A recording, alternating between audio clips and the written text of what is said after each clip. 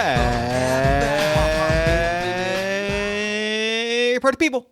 Well, welcome once again to the Party of Fun podcast, the actual play RPG podcast where the gaming table is always set for two. I'm your host, as always, Jeff Stormer. This week on the show, I'm joined by Josie Robo for a playthrough of Affection Game. Affection Game is a card-based role-playing game and gamified conversation aid. It is a deck of cards, each with a specific prompt designed to help the players facilitate difficult and deep conversations, practice active listening, and reveal their truths to the player across the table. The game itself is fascinating. It is simple, it is effective, the cards are decorated with these beautiful artwork of robots. It is just a wonderful experience, and I just really enjoyed playing it, and I think you're going to enjoy listening to it. That said, this episode is structurally a little bit different than usual, and I do want to take a moment to explain that. There's not really a story to this week's episode. Like, there usually is, like, we'll play a game and tell a story, and this episode's a little bit different. There is, like, the bones of a story in the cards themselves that kind of, like, map out the justification for why you're having the conversations you're having, but, like, Josie and I really just used the card prompts to, like, have a wonderful conversation between friends. I will often make jokes about, like, this show is not an interview podcast, it is a storytelling podcast, and so when people ask me to interview them on the show, like, I make fun of that. But if this were an interview podcast, this is what it would sound like. Which is also to say, like, this was one of my favorite episodes to listen back to in so long. I think it is a fascinating episode. It really upends the format of the show, and you just get to listen to two people have a lovely conversation, and, like, there's something really beautiful and special in that. I think you're going to really get a kick out of the episode. Anyway, Affection Game is currently available at thegamecrafter.com as well as on Roll20, as well as digitally on Josie's itch page, that's robohaven.itch.io. You can find links to all three of those in the show notes. And with all that said, let's throw it over to me in the past so that he can kick off the show. Take it past me. Thanks, future me. I am so excited to be sitting down with Josie Robo. Josie, thank you so much for coming on Party of One. Thank you. I could not be more excited for today's game. Why don't you take a moment at the top of the episode to let our lovely listeners at home know about exactly what we are playing, as well as anything else you've got going on that you might want them to know about. Sure. So Affection Game is a conversation tool or a communication game that I've designed primarily for guiding people through how to have a vulnerable, intentional conversation. So I think over time, I've come to terms with, it's hard for me to market this as a games game. It is more of this is my wish for the world. I would love to see people learn how to have these tools in their pocket of how to communicate in an honest and hopefully more caring format. That's incredible. Like, what an incredible, like, immediate pitch, because, like, I have put a smile on my face immediately hearing that. I'm so glad. I just need to call that out, you know? I'm honored because this at first was not even going to become a game for, like, public use. It was I made this because my current partner, when we got together, I realized, okay, we've been friends for a very long time. I know that we both make games, but at the time I was making robot dating simulators. And I thought, what better way to bring the tools that can speak to our needs and our feelings? What better tool than a card game about communication? That's beautiful. Like, this is, I'm so excited to be playing this game today. This is going to be fantastic. I'm so glad. So, give us the pitch of the game, give us the hook of the game, and tell us what we need to do to prep. So, the pitch would be, Affection Game is a very small deck of cards where there are 3 levels of prompts. And levels 1 through 3 are based on the level of intimacy between the parties. So I've marketed this as it's a game for anywhere between newly acquainted people to longtime friends and family, because intimacy, I think people automatically assume is about romance or sexuality when it's really just about how close are you with another person. Yes, absolutely. Like, that's something that is something that, like, I've noticed doing the show is, like, the thing that I call out when we sit down with people for Party of One is that, like, this is an intimate experience. Like we are friends and peers playing a game together, but the closeness of this interaction, and I think that I have found that often has that connotation of romance, of that particular form of relationship, but the reality is that it's simply two people having that close connection at a specific moment in time. Yes. I'm like, my arms are waving. Like, I'm so happy when I hear other people speaking up about it's. There is so much that goes into any form of connection, not just romantic being the be all end all. So I'm so glad. I'm so happy. Oh, 100%, 100%. Like it's, and that's one of the things that when you pitched me Affection Game and you mentioned it, I was like, oh, I love this idea because I love the idea of gamifying, like you were saying, that idea of gamifying those tools of building that connection and expressing those needs and wants and how we express those kinds of affection in so many different formats. I think that's such an incredible, a fascinating, like, way to look at how we as people interact with one another. Yes. All right, so walk us through the steps to get started. So to get started, if you are playing the physical format, it would be, you hopefully have already figured out a space or in the rules, it literally is choose a date and time to play. So that is to set the scene. If you're playing the virtual format, you likely have already done that in order to have your schedules align. Yes, so we've completed that step. Yes. Next would be to stack the deck, which through in the physical format, it's a little bit easier because you can spread out all the cards and kind of pick and choose what prompts you feel comfortable in that day or night's session to speak to.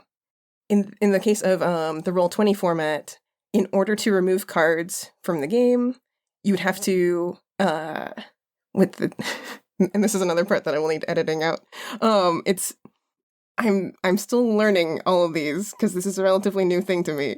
To remove cards from the game with the deck visible, hover over it and select choose. And I think I just have to literally drag all these cards onto the board. Yeah, and then we can kind of just put the ones back in the deck that we want to use. Okay, awesome. So I'm going to pull all these cards out. All right. And then I can right-click and choose Remove Card. And I'll see if I can zoom out.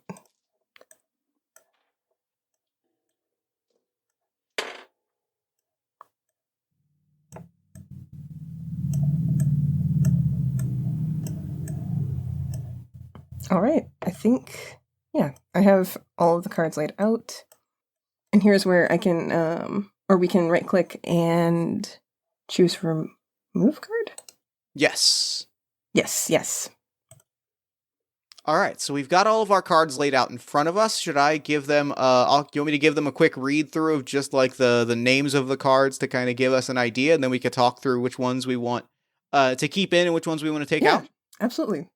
So we have Embrace, Sense, Devote, Support, Preen, Offer, Admire, Adore, Capture, Vent, Cherish, Confess, Soothe, Promise, Reminisce, Perform, and Reflect. So which of these do we want to... And I do want to call out that I'm just going to briefly call out that the art on all of them is amazing, and I love it. It is the first thing that caught my eye about the game, and it is... I truly adore it. I'm very, very grateful. I feel like that's something that people note, even if I'm selling at like art markets or like if I'm at a in-person event. The first thing that draws people to my booth is less so the fact that I'm showing a game and more so the actual robot characters on the cards.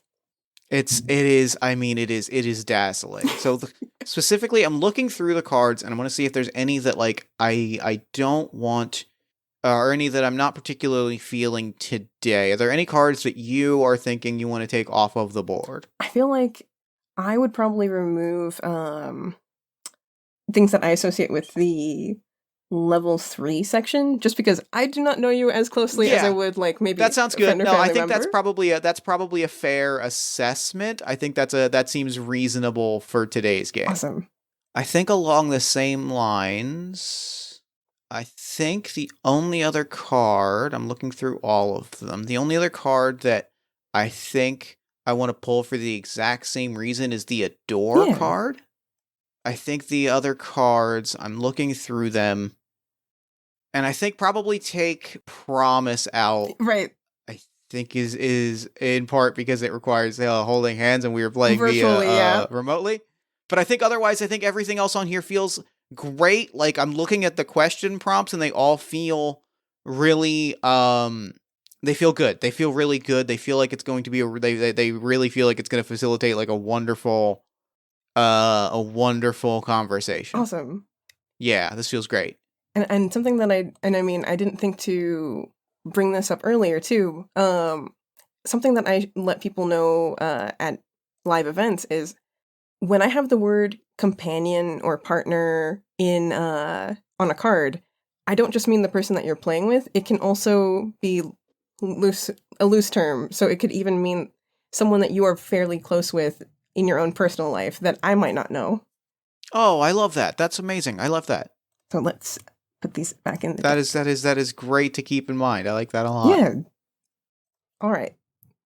So Okay. after we have shuffled our cards, all that's left to do is play, which we would basically take turns flipping over the cards and take turns each responding to the prompt. All right, that sounds great. So, would you like to draw the first card, or should I? I can draw the first card. That sounds great. So I will flip this card over. Our first card is Devote. What is something you have devoted yourself to?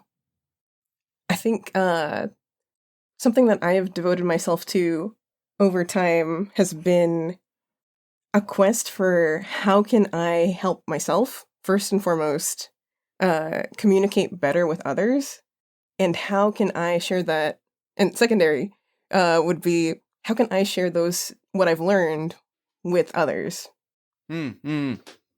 That was almost exactly going to be the answer I was going to give. Is something that I've devoted myself to I've been devoting myself to that idea very specifically in like the last year. I did a formal mentorship for the first time last year. Oh.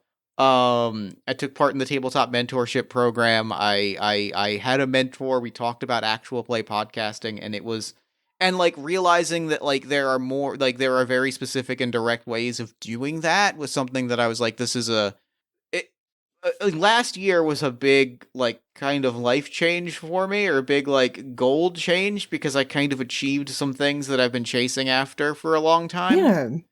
And so, like, it was kind of a really crystallizing moment of, like, I've climbed the mountain that I'd been climbing for 10 years, and now it's time for something new, and I think that's going to be what it is. Ooh. I'm looking forward to seeing kind of how that, or, well, I hope to see how that, like, rolls out in, like, your future works, or just... Yeah, me too. Because it's one of those things where, like, I don't fully know how to action it yet. Right. But like I for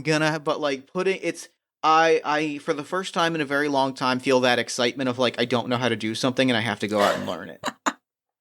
Absolutely. Oh. All right, should I draw our next card?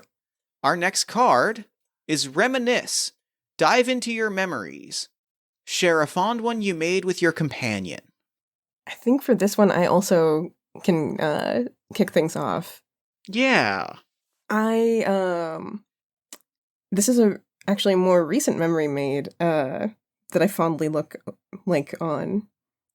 I recently introduced my partner to some long-time family friends, and also my parents. Very briefly, my parents, much more so those family friends. And this was all kind of leading up towards a New Year's lunch that my parents were hosting, and I was so nervous the entire way through because my parents kind of have a weird relationship with who I am as a person and my relationships with other people. So I was incredibly scared, like the evening before and the morning of that lunch, where this was going to be the first time that my partner and parents ever were in the same room together. And not at all a nerve-wracking experience. Not at all. It totally cool and chill. It's something that you could do with ease. Yeah, easy. And I never realized like that the best case scenario for me would be, or for this situation, at the lunch with my parents and their longtime friends, was my parents kind of just like being introduced to my partner, and then my parents going back to like chatting with their friends, like making it something completely normal, something. Oh, yeah, I see what you're saying. Yes. I see what you mean. So it was not so much like okay, we want to like grill you about who you are as a person to my partner. Instead, it was just more like oh, nice to meet you. And then my parents just go back to their seats. That's, yeah, I mean, like, that is, in that exact situation, that's kind of one of the best case scenarios you could possibly hope for. And that is, like, I'm so happy that you got that best case scenario. Yes. Like, I even, my partner watched me, like, I think, release my breath when we got back to the car after lunch was over, and, like, cry a little bit, because I felt so tense going in there for, like, this anticlimactic, everything is kind of normal instead of high tension or, I don't know, some worst case scenario. Well, and that's the thing, right? Like, it is, you know, there are absolutely those moments where you go into something thinking like, oh, this is going to be terrible. Mm-hmm. Like, this is and, you know,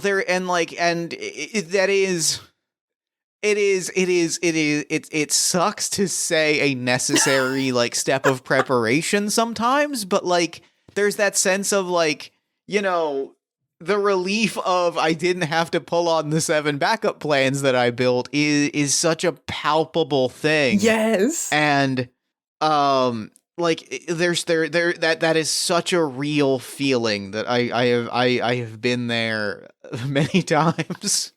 That you talking about that sparked a very small and specific memory of, like, my partner commenting on the visible relief that I saw, or that she saw in me. Yes. One of the best days of my life was when I got let go from the job that I had for like 8 years. Oh my God. Because the job had turned completely toxic and they were on the verge of, like, firing me, and, like, it was just miserable. It was miserable. It was a job that I loved that turned toxic, so I stayed there longer than I should have because I was holding on to the idea that it could be good again. Yeah. And then one day, I will remember this for the rest of my life because I launched a Kickstarter the day before. Oh.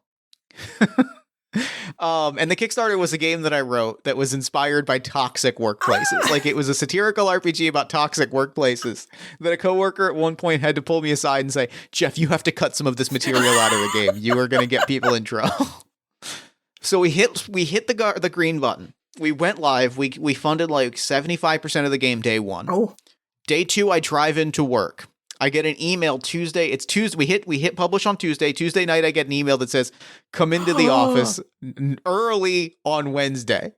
And I'm like, okay, all right, that's not good. Mm-hmm. And they announced, like, we're laying off something like 20% of the company. Oh my God. Like, they were like, we're making significant, it wasn't maybe not 20%, but they were like, we are formally announcing, like, significant layoffs. Oh my God. And at the time, I remember standing there going, like, I really hope I let go today. That would kick ass.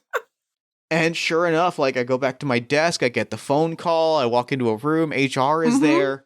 I walk back to my desk to gather my things, my coworkers are crying, and, like, I just have the biggest smile on my face. Because I'm like, I'm free. Like, I'm already actively job hunting. Now I just get to do it from 9 to 5. Right. And so, like, I pack up my stuff, I leave, and one of my friends who also got let go, who hated the job just as much as I did, and we were both thrilled.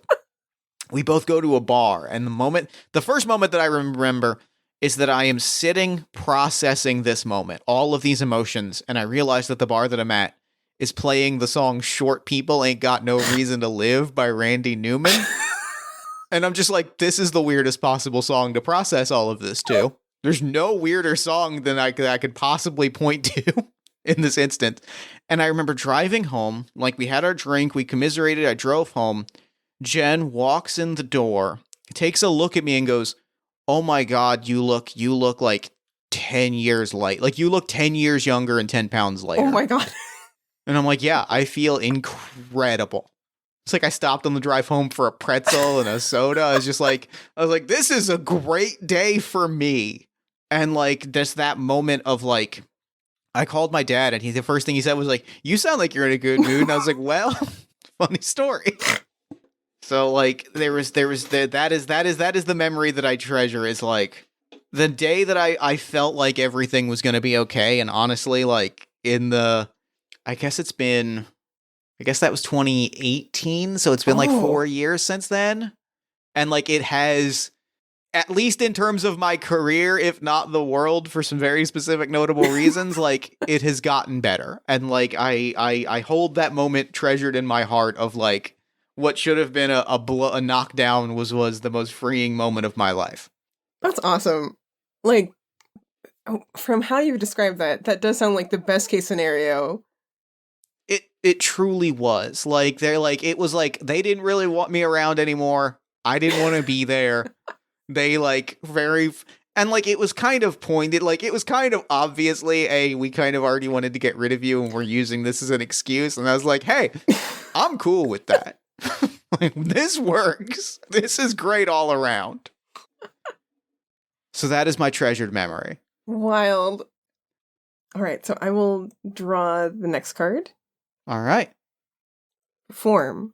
How do you act together at work, play, or during events? This one, okay, I'm not gonna lie. I told myself, I told my partner, I'm gonna do my best to not gush about you the entire way through. And I might be failing at this because Hey, I'm not, there is no judgment here, because like, I did not make my wife a promise that I wasn't going to be a wife guy today. Like, that's not a promise that I made. Perfect. So, my partner also makes games, as I mentioned like a little bit earlier, and we've gone to conventions together, either like sharing a table or, actually, yeah, I think it's been mostly the times that we are together at the same event. We typically either split costs for a booth or, like, somehow we will manage to, like, there may be a moment where someone has to take over for the other and try to give the pitch of the other's game. And we are two very different people. My partner Sasha likens themselves to being a cryptid. Like, they would rather not be photographed, rather not be exposed in the same ways maybe I would, where I love to be photographed. I love to put my full self out there all the time. And it's just very interesting to watch them market my game, which is all about like conversation and putting all your cards on the table, quite literally, with your feelings. And then me attempt to speak to how would I normally describe it when I'm at the table? A tarot-esque collaborative storytelling game, which I think is on the box. But it's just very fun to see how our differences in like personality combine at events. That fills me with such profound joy. Like, truly, truly, truly. Especially like, that fills me just with profound joy for a lot of reasons. I'm smiling ear to ear hearing this, because that makes me very, very happy. How I act together at work, play, during events. I'm going to talk about a different relationship that I treasure a whole lot.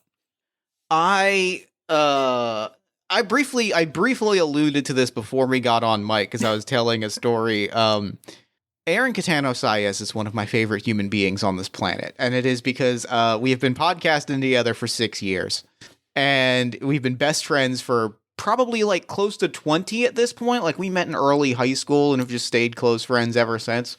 But like, working with him is such a treasure, because like, he is one of a very small number of people that like I treasure being like I treasure being kind in a lot of context, and having somebody that I can kind of like occasionally get salty with, or like get like honest with in a way that like is part of kindness, but is a kindness that you don't share with a lot of people.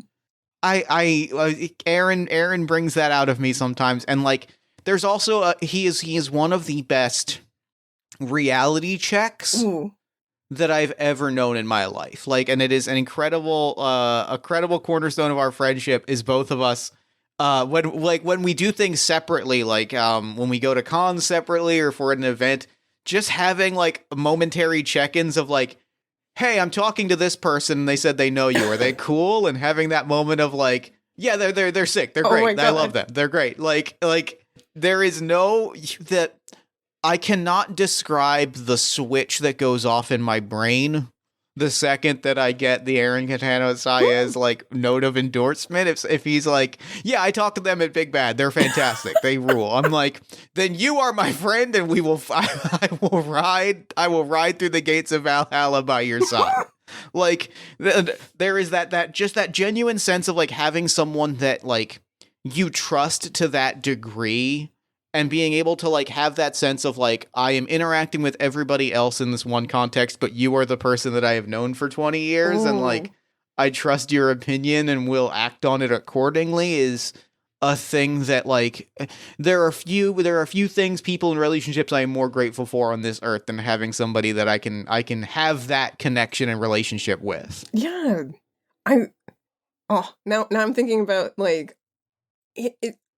I don't know if this was kind of implied on your end too, of like, I know for me, my super public persona is very different from like my very close circle of friends sense of self, or like how I act around them. Because my day job is I'm a civil servant. I work for a state government, and I have to curate my online presence a lot, because even if it's just me marketing my games on like Twitter or Instagram or somewhere, someone might see it. Someone might connect it to 100%. Yeah. Like I am literally a podcaster in my day job for like a company, and have to be like I have had to for the last year, kind of in the back of my mind, be like, all right, am I being chill? Right, like, is this cool? Because like my name traces back to my day job with very few steps. Yep. And like I think about how valuable it is for me to like for me, my personal like super like close circle of friends sense of self, the moment that I'm able to actually vent or be able to release steam by like just sharing the strangest thing that has happened at work or at an event, that's how I know, okay, this person is one of like my trusted people. Yeah, once you get to that level where I can point at something and be like, hey, this is weird, right? Yes. Like, hey, this is fucked up, right? Like, that having the circle, like, I mean, legitimately, that is a piece of advice that I give to any, like, creative person that I talk to, is, like, cultivate the circle of people that you trust to a deep enough degree that you can point at something in private and go, hey, this is fucked up, right? Yes. Like, because, like, doing that in private with a circle of people that you trust and who will take your actions in good faith and like call you out if they're like, no, I think that you are being overly defensive or sensitive or reading into something, like, that's incredible. Mm-hmm. That's life changing. And like, yeah, for me, like you mentioned like the persona, like for me, it is very much a sense of like, I am comparatively in the circles in the role-playing game circles that we inhabit, I am a small fish, but I am a small fish in like I am a small fish among similarly sized fish, and I recognize that I have like a small audience, and I kind of like am like, I don't want to be an asshole, right? Like I don't want to like, I want to like use that my tiny platform as responsibly as I can. So like there are elements of cultivation or curation that go into that by virtue of like, I do not want to accidentally cause discourse on Twitter.com. Yes. It's a very real sense of like if I go too hard on something, then I'm hearing takes 3 days later, and I don't want that. And so like having that, again, it's that circle of people that I can go to and be like, here, I have this hot take. Can I drop it here? And we just don't let it leave this group chat. Yes. Fantastic. Boom. Great. It's out of my system and I never think about it again. Right. And that honestly is the I feel like I've learned that through trial and error, because me, back when I was making or focusing on making robot dating sims, I was so vocal about all the things that I disliked in the industry or in even indie spaces on my public accounts. And I have a feeling. I have a feeling that maybe that's where through backlash and whatnot, I realized, okay, maybe it's time to just scale it back. I'm gonna have a group chat, and that's where I put my hot takes. Like hot takes group chat, real goat, the real goat. Like, this episode is dedicated to the hot takes group chats. Y'all are doing the unspoken work. Y'all are doing the important work, and every creative that I know is grateful for your existence. Absolutely. So I will perform off of the little space for our cards, and I believe it is your turn. All right, our next card. I keep clicking it because I forget that in playingcards.io you can click a card to flip it, but it doesn't do that in Roll20. Our next card is Reflect. Look back on when you and your companion met. How have you grown?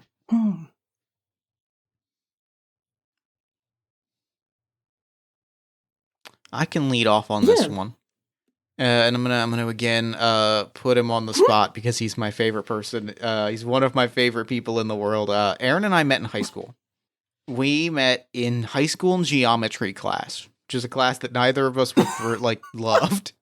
And it is wild and it is wild and inspiring and deeply touching to like grow into a space and see somebody that you care about grow into the same space and in different complementary ways. Like, it just like the way that like we have both I look at my best friend and I'm like, okay, I see how the ways that you have grown as an artist, as a professional, as like a storyteller, and I'm like, I gotta try and keep up with that whenever possible. He is my Vegeta, which I realize is casting myself as the Goku, which is probably egotistical, but I'm just gonna own it.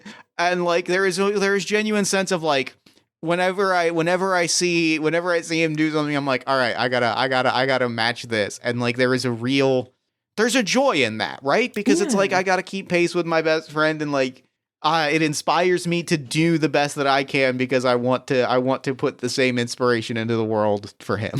Oh my god. Like that right there. And I feel like, okay, I'm going to respond and also like take away with me. Once again, Sasha, I'm so sorry to put you on blast on every single card from here on out, possibly. Doubly so, because I'm pretty sure they listen to this show. I'm so glad. I can't wait for them to be like, why did you do this? I didn't think that you were going to do every single answer about me.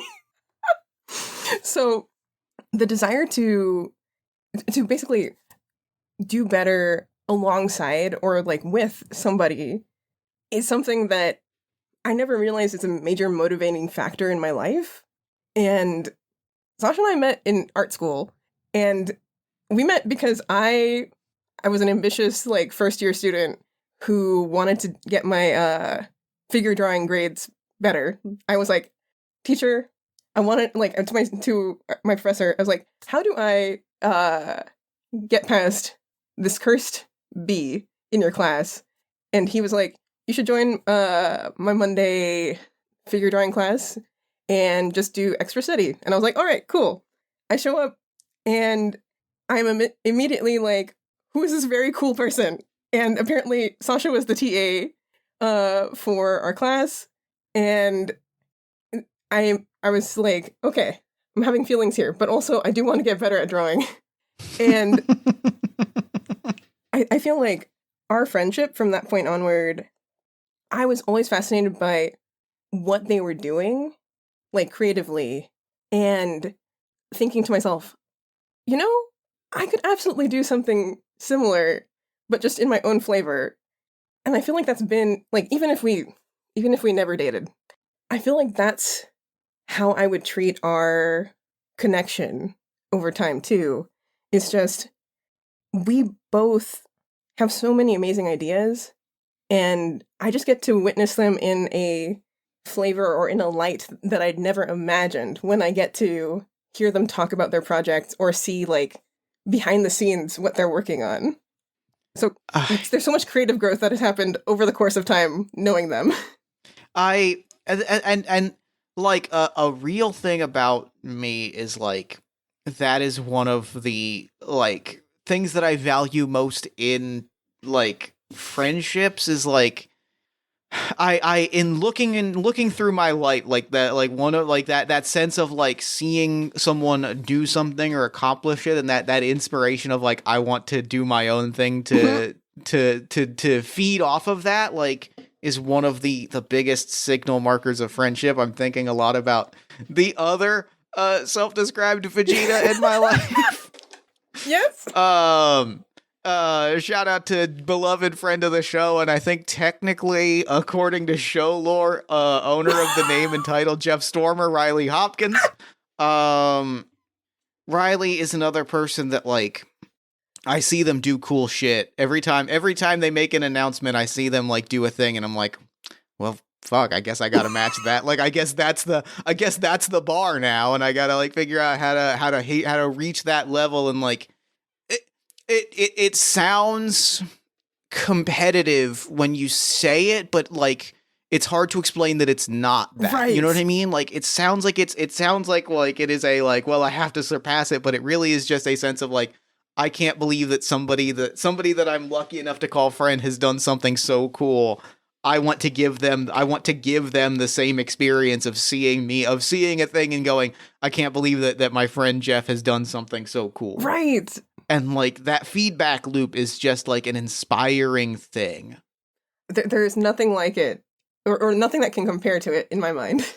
Absolutely not. It is my favorite thing in the world. It is something that like is true of so many of my friendships and so many of the people that I know, and it just like it gets me pumping my fist whenever I see it and I'm like, all right, I guess this is the line now. Like I get so excited.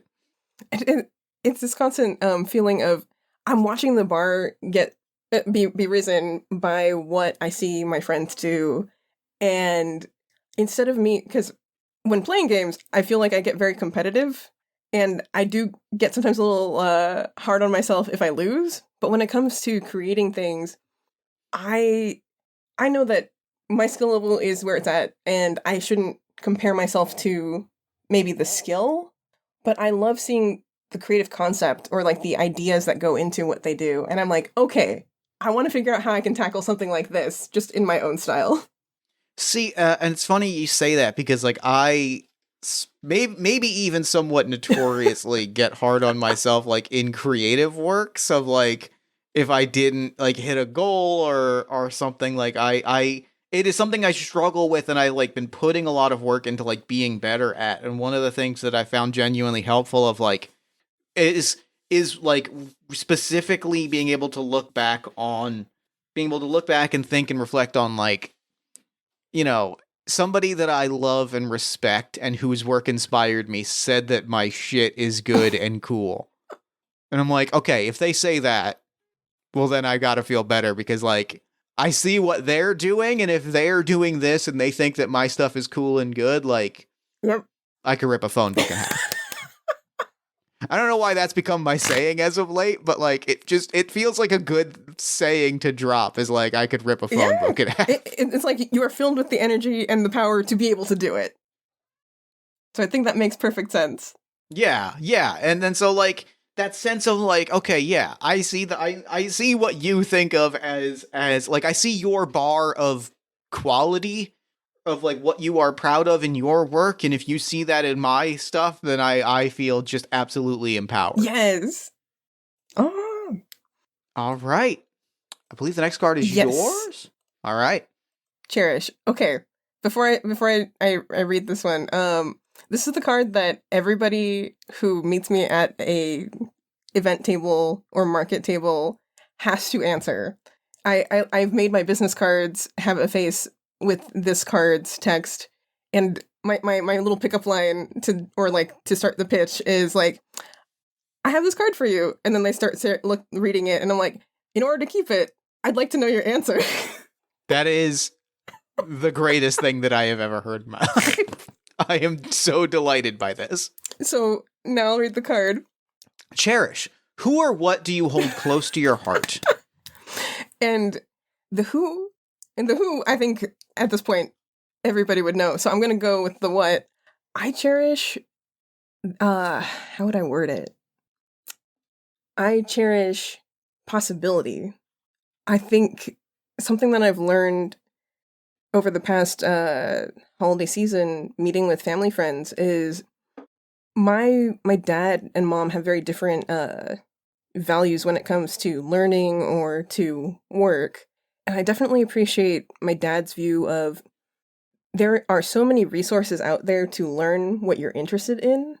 The possibilities are nearly endless with where you can go just because we have so much information at our fingertips now. And I've never thought about until that point, there's always been that possibility that I could do something else other than art.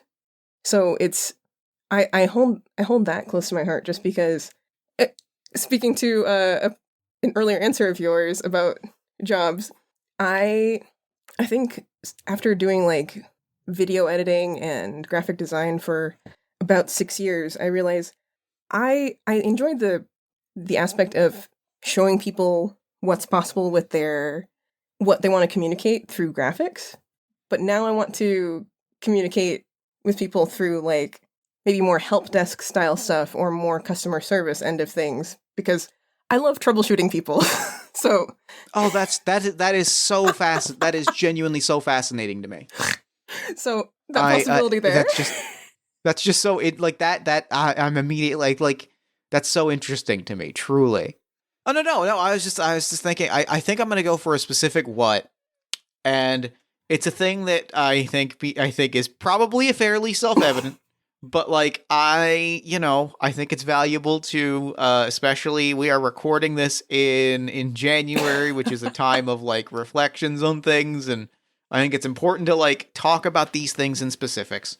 Something that especially like in the last year, a thing that I like, and I say the last year as if I haven't always held it close in my heart, but like I cherish this fucking podcast a lot.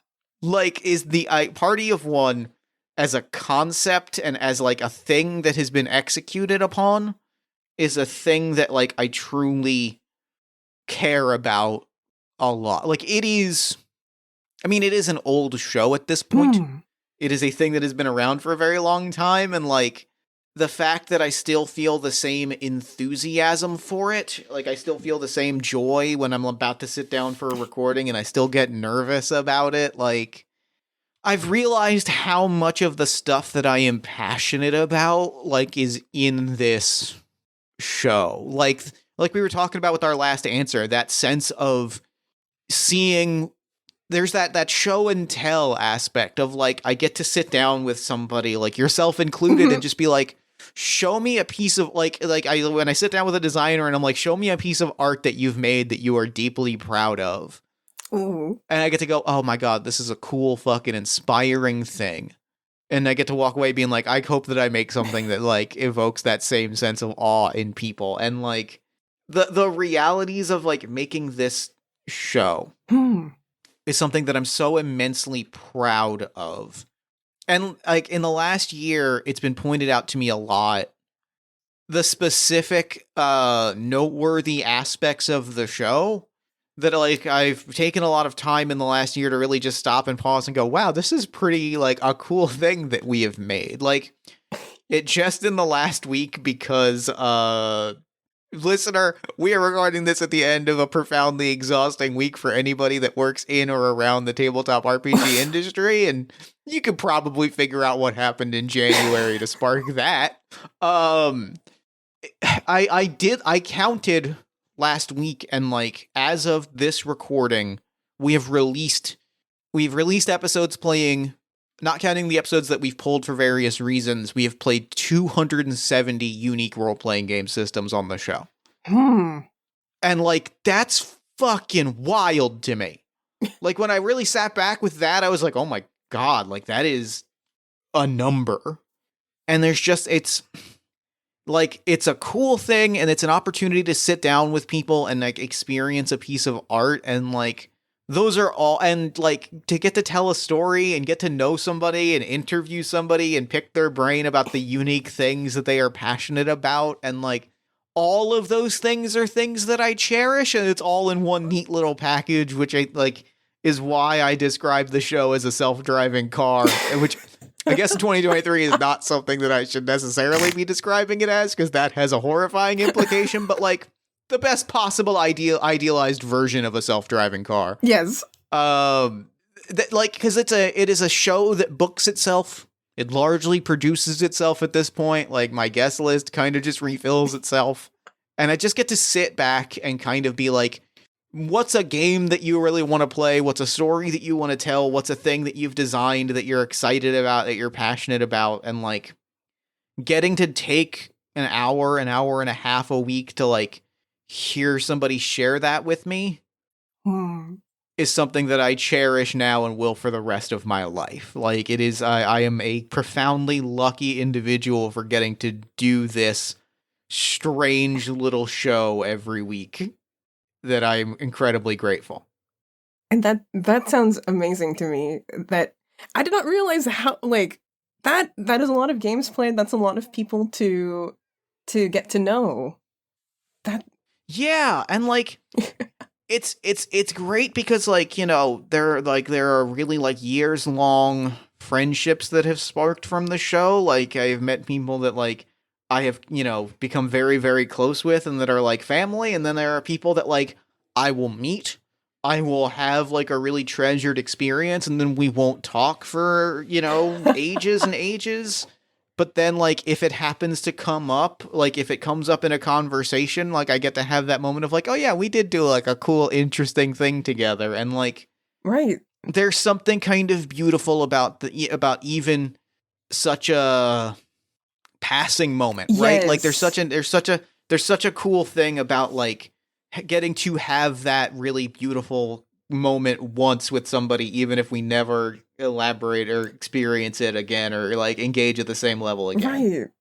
I feel like that's what I appreciate a lot about getting to go to events too.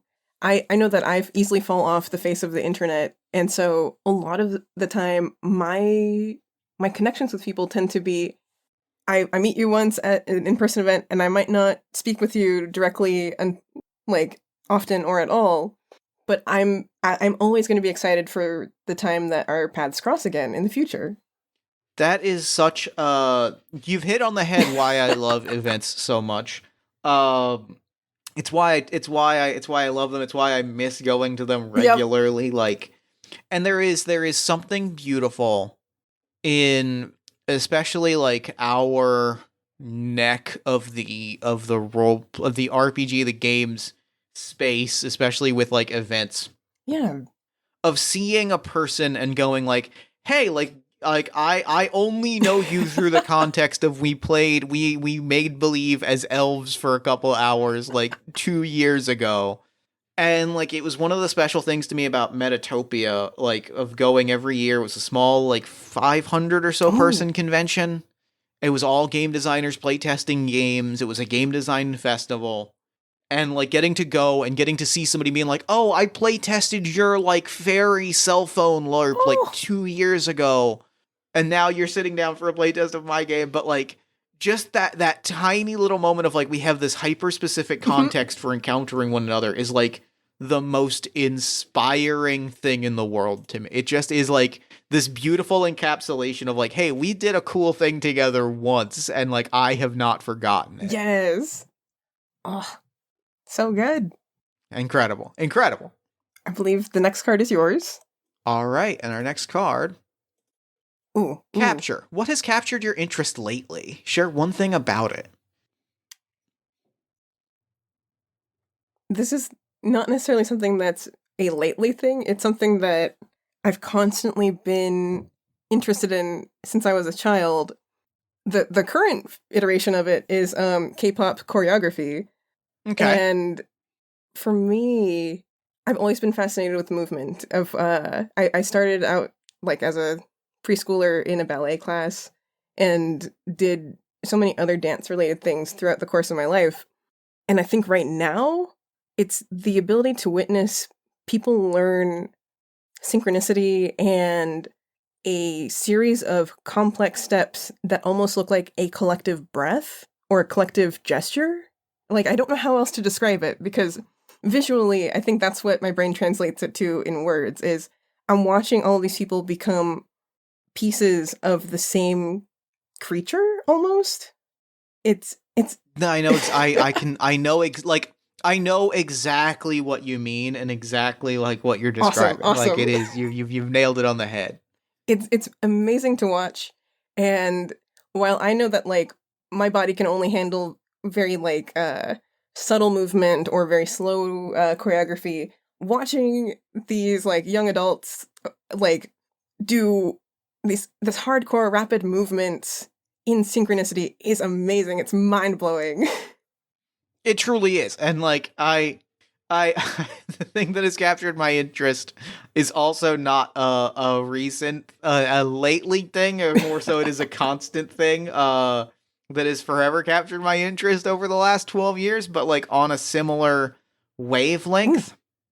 You have described one of the ways in which professional wrestling is the most fascinating thing in the Ooh, world to yes, me, yes, like yes. legitimately and truly, like the way in which, and like the specific angle that I'm going to talk about that is like I think is so interesting, especially because I watch a lot of like international wrestling. I watch a lot of Japanese wrestling. I watch a lot of like of Mexican lucha. Oh, And like and like the thing that is extremely interesting to me is when you see either someone from Japan come over to America or somebody from America or Mexico, you watch somebody like go international. hmm. Because I've been fascinated by this for several years because I heard a wrestler talk about this on a podcast where they were like, wrestling as an art form is itself like a universal language. That's, and like as soon as they said that, I knew exactly what they meant, and it's fucking fascinating because they broke it down. They're like, if I if I whip somebody at the ropes, they bounce off the ropes, they come at me, and I bend over. Like I bend over 90 Right. degrees. There are about 3 things that can happen in that moment. They can kick me in the chest, and that's when I stand up and we do another spot. They can flip me into like a sunset flip, or I can back body drop them. Ooh. We don't have to speak the same language for that to be true. And they were specifically being like, they were talking about working a match with somebody that did not speak the same language as them. Like they were like, I was working with a luchador, and they didn't speak English and I didn't speak Spanish, but we worked like a really fun match because like we can effectively, like, if I whip you at the ropes, like there's like you can know what spot to do, and I have learned enough of the movements to where I can know how to move my body to like complete the illusion that you have done this thing to me in a way that keeps us both safe but shows the audience this was a horribly painful thing. Yes. And that to me is like like it is such a mind-blowing idea, and it is so beautiful, this idea that like we can be 2 people that don't speak this, that like, oh, we don't speak the same language, but our training has put us in a way that like Yes. we can do this incredibly dangerous thing that if it goes wrong, one of us is going to get seriously hurt, but we take care of each other safely. We put on a show for the audience, and like we do it just because we know the rhythms, and we've put together, you know, we can make this music together because we've learned the basic forms and functions, and we know how to react when somebody sets up a particular set of actions. We know the payoff to that, and being able to just communicate through that language is like, it puts tears in my eyes because it's such a cool and powerful concept. Yes. That speaks so well to something that I want to achieve this year or just in the future. Of apparently there is a local group of people who just meet every Wednesday evening after work and dance together.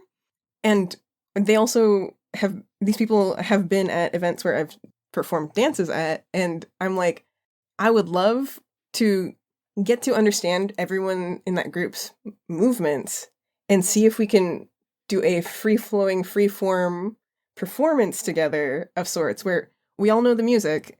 It's just now like, here's how our bodies interact on the same stage in our own way together. That's so cool. Like, that's I don't even have other words for it. That's just so cool. But the way you described like wrestling, that hits the nail on the head of like, I want to see that. I know that I cannot do wrestling. Like my body, it's not built that way. Likewise, I took training to be a referee and quickly realized, I can't even do this. Like my eyes are just not going to work with this art form. Oh no! But yeah, I feel like any movement-based art form, like wrestling also too, that's performance. That is art. Yeah, that's performance, and it's dance. Yes, It is a movement. It is movement, and it is coordination and movement and conveying words through movement to an audience and telling a story with body language. Like they're very entwined things. Absolutely, and that's where I'm like, I'm so glad that these are the things that have captured our interest. Like they meet in such a fascinating and delightful way. They truly, truly do. I think. All right, do you want to draw the next card? Admire. What is a trait others could find charming about you? And I'm not gonna lie, I threw in this card like as I was redesigning this format or this version of the game because I want people to talk themselves up. I feel like somehow I've noticed people don't really show off or think about how people on the outside view them in a positive way. So this is where I'm like, okay, I want you to think really hard about the things that people have been like, have complimented you on, or the things that you have kind of curated about yourself to share with others. I'm really funny. Like, I feel comfortable saying that at this point. And it's something that I take a lot of pride in. The weirdest iteration of that is that, like, I'm really good at Twitter shit posts very specifically. And, like, I'm thrilled at this because there is nothing that I love doing. Like, everything else I do is to facilitate my freedom to just make extremely niche jokes on Twitter and just, like, have people like them. Like, that, it's all a funnel for that. Everything else is a cover for making that happen. But, like, I can recognize, like, there is a joy that comes to me from, like, writing, like, a short form joke and just letting it live as a short form joke. I don't know why my brain has latched on to iterations of jokes about the great clown Pagliacci as, like, the highest form of humor. I can't quite explain it, but writing Pagliacci jokes on Twitter is a thing that I have yet to and will never be tired of. Like, it just is the highest. It is my highest form of joy, and I've come to the specific thing I've come to realize is I figured out, like, what I love about it. It is that it is, for me, I always find it as an exercise in, like, hyper specific voice writing. Because, like, I will constantly make jokes and be like, this is how this character either tells or reacts to this one very niche, very pseudo-intellectual joke. And the joy of, like, refining, like, spending the time to refine that and going, like, this is all for the purpose of one joke, but it only works if I, like, really specifically understand the nuances of, like, I have to really understand the nuances of, like, a Columbo's voice or Tony Soprano's voice of, like, okay, A, how are they going to react to this one silly thing? And B, like, how do they speak and express it? Because, like, I want to get somebody to tweet a tweet and says, I can hear this. Like, I can hear this tweet. To me, that, like, every time I see that, it makes my entire week. Like, it is a thing that brings me immense joy. It is a thing that I love doing, and it is a thing that when I get that call out, I feel like I have accomplished in my life's purpose. That's amazing. And the fact that that's something that you can witness, like, such direct feedback on too, because I see those numbers, I see what it does. Like, it, I feel like you absolutely hit what you are like aiming for when you are creating those tweets. And while I do not know how to interact with most tweets that are like it, I at least hit that like, because I'm just like, I value this. That's all I want. I don't mute those tweets very specifically because I'm like, I want to see how many people hit a little button. There are legitimate criticisms to be made for social media's role of like incentivizing us to see the lizard brain response of someone hit button, brain chemicals make brain go burr. Like, there is very legitimate criticisms about like the predatory and harmful nature of that arrangement. Mm-hmm. But when all I'm doing is like making a silly joke like about here's how Tony Soprano reacts to the Great Clown Pagliacci joke, I like seeing when people hit the little button that makes my brain chemicals go burr. Like, that's all I need. Like, I'm just like, all right, people have laughed at my funny joke. My day is now a little bit better. Right. I'm good. I don't have to think about this anymore because my interaction with this thing was just, hey, everybody, can I make you laugh for a second? All right, see you later. That's it. That's all I needed That's today. the most benign use of social media, and I appreciate it so much because you're also just adding joy to everyone else too who stumbles upon that tweet. That's all I really want. I've realized I just really like making jokes that make people like laugh and like as if we all have to be on the Hell app. I can just make people laugh with like a very basic joke. I'm like, all right, so be it. And it works. It works. I get what I need out of it. And then you get to share that with everyone, which I appreciate. Thank you for not like hiding that stuff away because it brightens our days too. There are a handful that I've made private Twitter specific exclusive content for my top followers. Usually it's when I go like, I don't know that this one's got legs. I need to get it out of my brain. All right, 100 people that I know like are cool. Here, I don't need you to interact with this. It just has to exist somewhere else. I'm going to keep sitting with it. It's the research and development team. It's your QA testing.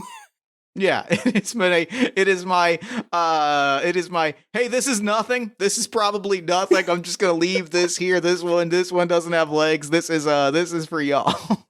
It's a treat just for you. It's a treat for you for making it to the inner circle. I'm trying to think I think the common charming trait that I've been told about is that I am sunshine on teams, or like any workplace that I go to. I'm not trying to like fake smile my way through things. I'm literally just, I'm excited to be interacting with people today. Yes, this job sucks, but also at least when you interact with me, I am very happy to be here in this moment with you. That is such a vital quality. It is such a vital thing to have that on a team, and like I'm glad that you recognize that. And like both in this recording and in the planning for this recording and all of the other like professional interactions that we've had, that comes across in all of the communications. So I'm glad that you recognize that, and I'm glad that you see the level of importance that offers, because like I have worked, I think that we've probably both worked in teams where like we don't have that. Yep. And like you feel such a difference when you even have one person that is like, hey, let's make this experience as as painless as possible. Because like there's like it's always going to at times feel like work. Yes. But like having somebody that's like, hey, let's make this let's at least bring a little bit of light into this experience is like one of the most valuable things that there is. Yes. And to be honest, I hadn't really thought much of it until a former employer and I like we went to dinner and they brought up that, did you get XYZ job that you interviewed for? Because here's what I said about you. And they brought up the sunshine comment. I'm like, I did not realize that the way that I interact with people affects them in this way. But I'm glad. I'm grateful. I'm glad. And like I'm like it means a lot when somebody calls that out. Like because I think that like it is so easy to be in the presence of that as somebody that has also gotten that feedback. Like it is very easy to be in the presence of that person and then just not really like notice it or acknowledge it, that when somebody like takes the time to point it out, like it makes a world of difference. Yeah. Because I mean, I try to also keep things realistic of if it's just between myself and other like staff level people, I'm pretty open about, man, this XYZ project seems pretty bleak. But let's give it our all anyways and like see where it ends up. Yeah.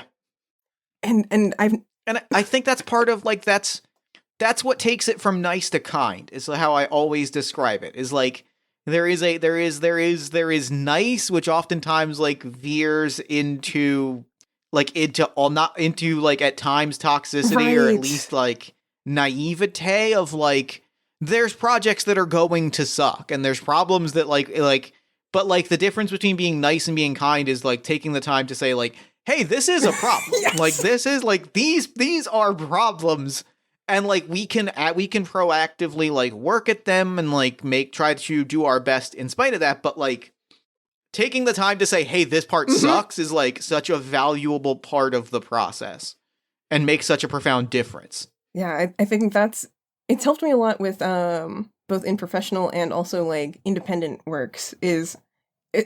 I used to keep my mouth shut. I would not speak up about it just because I was afraid it would get to supervisors. But I think over time, I've learned to like who I can trust, who I can be open with, and also I think through all of that, people have learned, okay, Josie is willing to keep it 100. I am going to also share my venting about this project too. That it's similar to the what we were describing earlier with like working with creative stuff with friends, like that feedback loop of like, I am going to be honest and forthright and like not like, and you know, direct in my communication, and getting that in return, like it just makes the work that much better. 100%. All right, next card, which I believe is yours. I believe is yes, it is, and I believe we have one more card after that. All right, flipping this one. Preen, what do you feel pride in? Emotional, physical, or mental qualities? And the biggest difference between admire and preen is admire is kind of the self-reflective aspect of how others view you. This, preen, I want to know what you take the most pride in that you like value personally. This got called out when I interviewed for the podcasting job that I took about a year ago. And like, it is something that I put a lot of pride in, and it meant a lot that somebody recognized it. I put so much pride into the logistics logistics in general, but like the logistics of making things easy for myself and the people around me is like a thing that I take immense pride in. Oh my God. And I see it reflected and you see it reflected a lot as it relates to like bringing guests onto the show. And a lot of that was because I am bringing guests on every week, and a lot of whom have never done a podcast before. A lot of them like don't know the process, or they're nervous on mic. And like, I always say that my job is to make this recording as easy as possible, because that's going to make the episode both easy to edit and you know, enjoyable for the listener. Yeah. So like, I take a lot of pride in being able to like take that process and make it easy. And like, it was specifically, my bosses have said it was the thing that got me the job, was because every other podcaster they interviewed was like, here's how I am on mic, here's my conversation style. And I was like, here's what it means when a guest says they want to come to the show. Here's the information we have to provide them. Here's the information we need to get from them. Here's how we make them not nervous on microphone. And like, here's the materials that I hand them.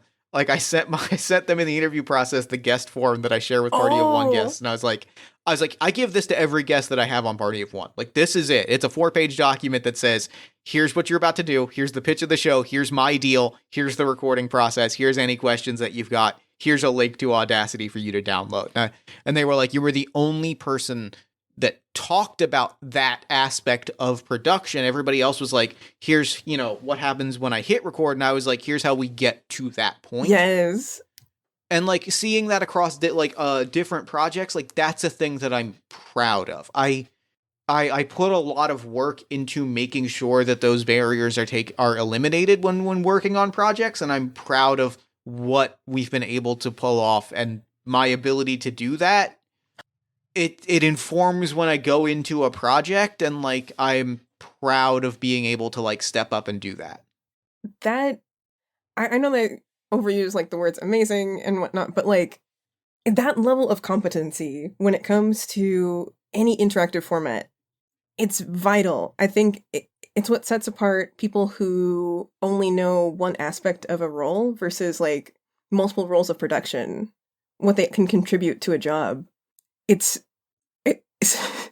I guess my pre I can share something similar of even though I haven't been able to capitalize on this in my current job, I was hired into it because even though on paper the job asked for primarily graphic design, the hiring manager really appreciated my background knowledge of social media and video editing because she's got like very progressive, very she is very willing to increase our digital media presence in a place that previously has not been as tech savvy.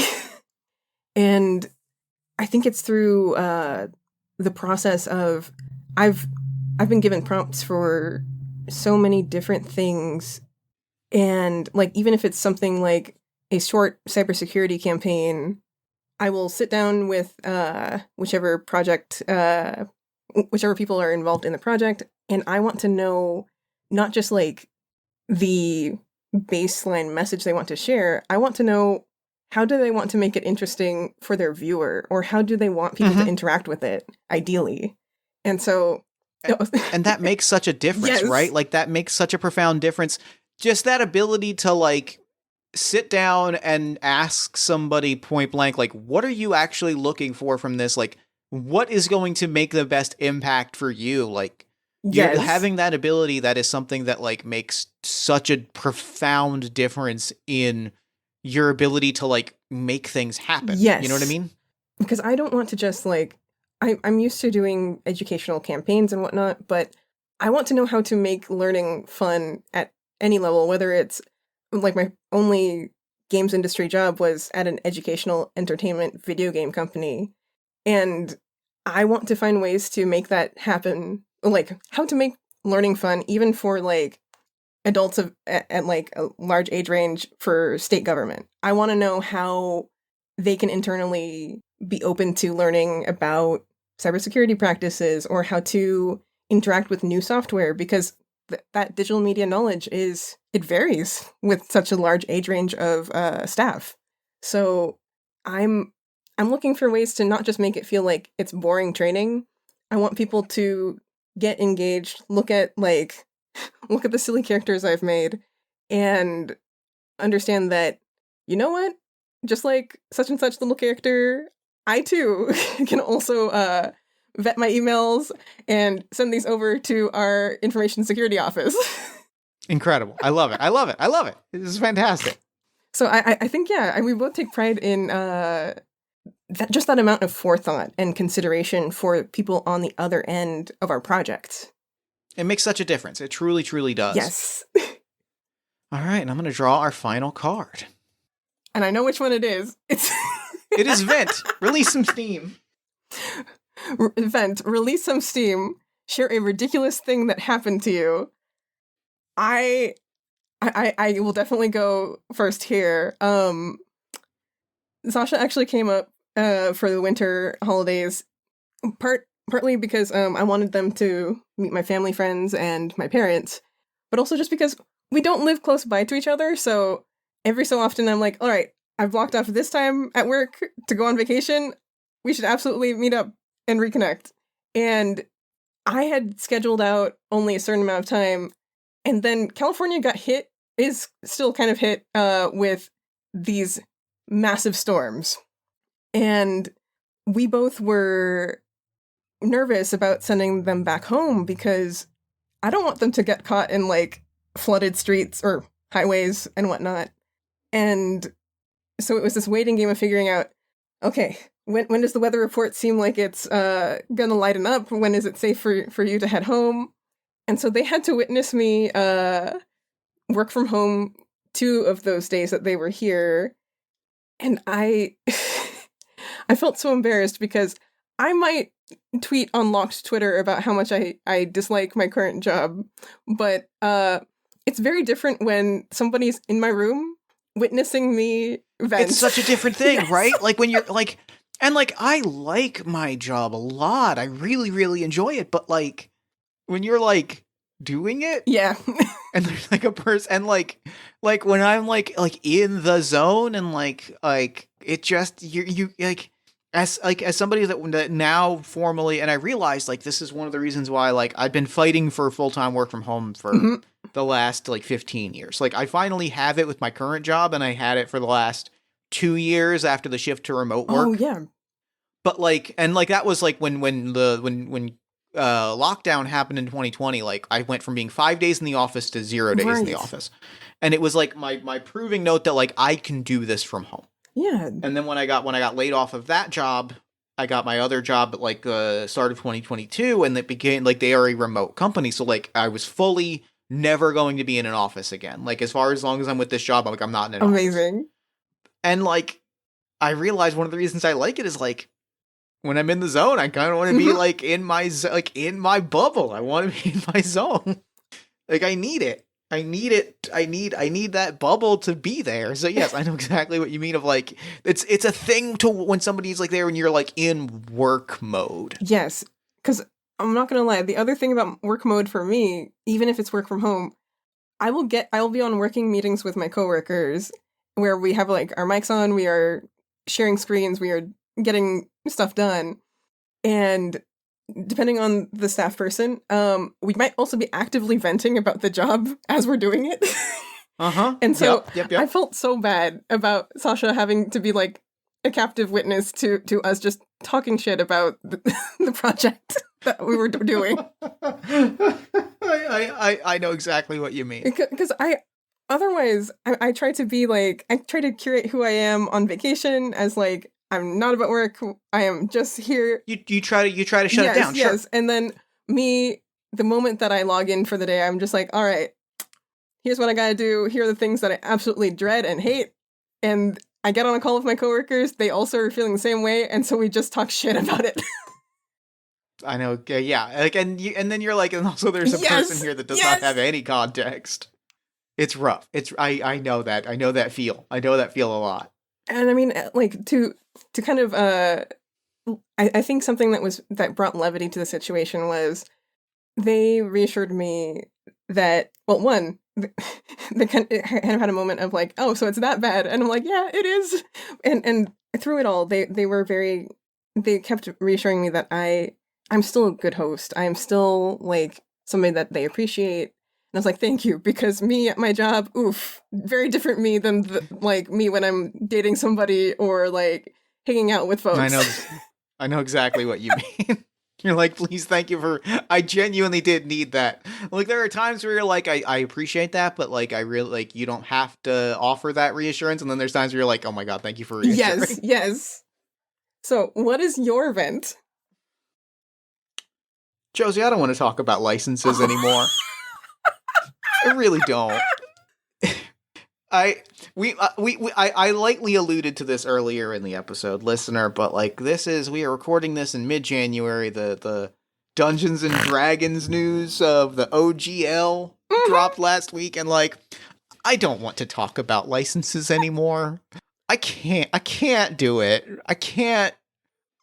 Licenses and contracts and corporate statements and like I can't do it anymore. Like it is so like, and I understand the importance of it, and I don't want to diminish like my vent is not directed at anyone who is like looking at the work that they are doing and wondering if they have like a financial future in it. Like I completely recognize the necessity of all of those conversations, but at the same time, like it has broken containment in such a way that like I can't get away from it. Oof. Like I have a Discord that I'm in that is like my hometown, like high school friends. Oh. Like it is my legitimate like childhood friend group. And I like hopped in there one day to be like, I can't deal with game stuff right now. Like I'm just gonna jump into there's the article. There it is again. Oh, everybody's getting real excited for Paizo. Like I can't get away from it, and that's the event for me. Is like it is the curse of being in an important moment in the industry. Is just like it's not, and like so many of the conversations have just like it's there. Like everything is understandably and oftentimes like necessarily so heated that it's just like existing in the spaces that I exist is exhausting. I can only imagine. I do not use social media primarily. Like I'm on it, but I also don't actively use it often because there's constantly conversations about such draining topics, and I'm lucky to not be affected by them. You are one of my number one goals for 2023 is to get to that place where like I have locked myself out of these environments for that exact reason, because like it is exhausting, and like it's and I guess the other half of this, and the other like, and it ties into the same full core like thing, my goal of mine, which is to be less chronically online in the coming year. Like the degree to which I have watched these events bring out a level of fundamental distrust of like all like so many of my peers in the industry, like a fundamental distrust of people of quote unquote influencers. And like the exhaustion that comes with the quiet acknowledgement that like by the nature of my work I am that. Yes.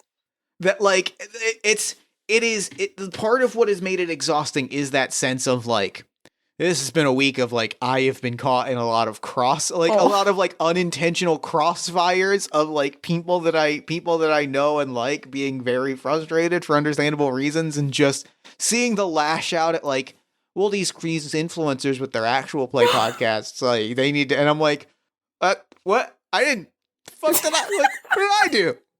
Come on. It's just like, it's unreasonable to expect people to put an asterisk, not you, Jeff Stormer, but like, it'd be nice. It would be nice to have. It's almost like the one-on-one reassurance that I got, like at the end of my very event where the change in plans for winter vacation, instead of it being like just directly us talking about it, instead you would, if people could give you the courtesy to at least DM you and say, not just be you. like, hey, you're cool, yes, Jeff. Yes. Hey, you're doing great, bud. Just like just a quick, hey, you're doing great, bud. Like, it would really mean a lot to me. Yeah. And listener, you're probably hearing this well after I need that DM. To be clear, like people, like I'm gonna get a DM when this episode drops. Like, hey, you're doing great. That's fine. I still will appreciate it, but like, that is not the week where this is going down. Yeah, it will be very, very far out. But you know, but I still do it because I still will appreciate. Yes, kind of similar to the times that I've heard when people have, like, for preen and admire, hearing people talk about what they appreciated about me.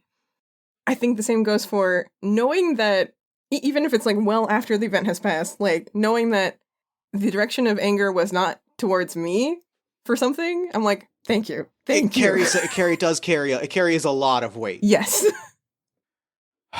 I needed to vent that. Thank you so much for giving me the space and for listening to that, because like, I needed to vent that. I mean, if you had vented that first, my vent would have been very different, because we deal with a lot of advertising contracts in my unit at work, and even though we don't deal with anything quite as big as the licensing that you were talking about, it's still frustrating to deal with, even on like a more private scale.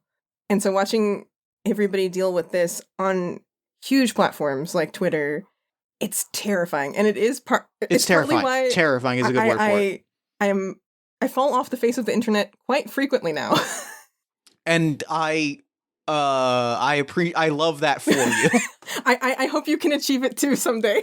It's my goal. I'm working on it. I'm trying my best. I'm taking advantage of the log out function with the knowledge that every time I hit the log out of Twitter button, that might be it. That might not be a login. I mean, I'm glad that you also had the chance to vent that, because it's, from what little that trickles in unlocked Twitter that I get to see, I'm like, oh boy, I cannot imagine how this affects so many people's livelihoods, or like just anything really, even just creative projects. It's like it is a weird time to be in, like, even like given that I haven't touched D&D in 2 years, it's a weird time to be involved in anything. Right. Well, and with that, I believe that is the end of our game. It is. Now, thank you so much for playing this with me. Thank you for playing this with me. Our final step, which is not on the on that little cheat sheet card, but it is in the rules, is sharing something that you appreciated learning about the other person and what you appreciated getting to share in the session. And I can go first. Please. I appreciated getting to learn so many notes about you in terms of like your kind of how everything is intertwined for you, of your career, your personal like creative projects.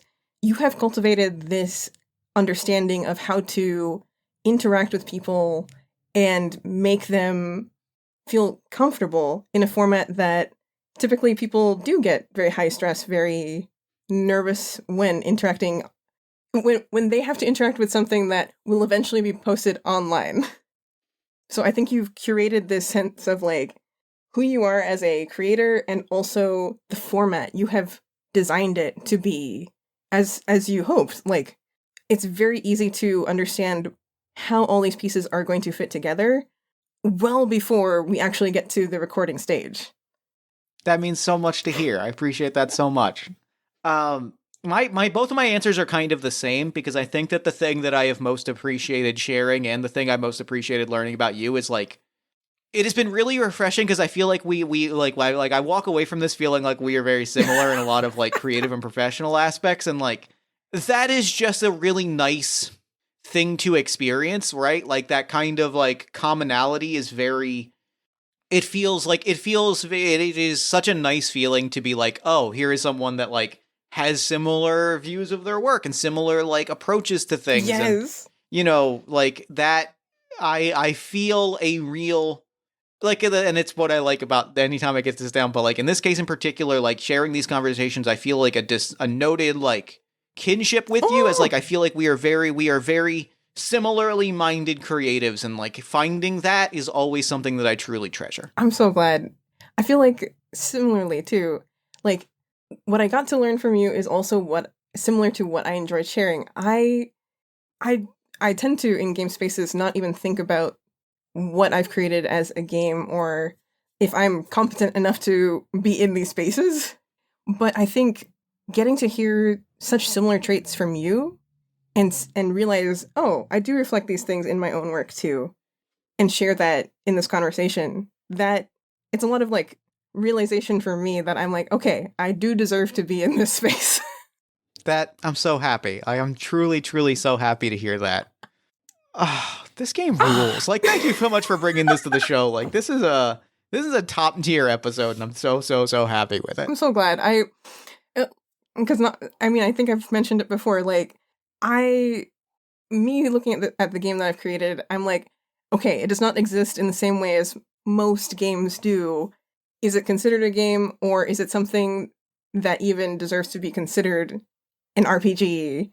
And so I'm like, I still do not have the full answer yet of what, or like, I don't know what it could be considered, but it's gamified enough that I'm like, I agree. It is a game, and I think that is enough for me, and it has filled me with enough joy that I'm glad that we got to like sit down and play it. I'm so glad.